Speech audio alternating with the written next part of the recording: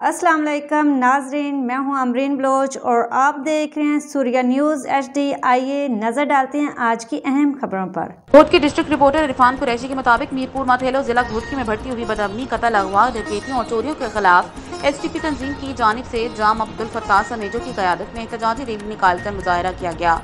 तफसीलात के मुताबिक जिला घोटकी में बढ़ती हुई बदअमनी, कत्ल, अगवा, डकैतियों और चोरियों के खिलाफ STP तंजीम की जानिब से जाम अब्दुल फत्ताह समेजो की क़यादत में एहतजाजी रैली निकालकर मुजाहरा किया गया। घंटाघर चौक से भटाई चौक तक रैली निकाली गई, जिसमें कारकुनान और शहरी सैकड़ों की तादाद में शरीक हुए। शहरियों और कारकुनान ने हाथों में बैनर्स उठाकर बढ़ती बदअमनी के खिलाफ शदीद नारेबाजी करते हुए नजर आए।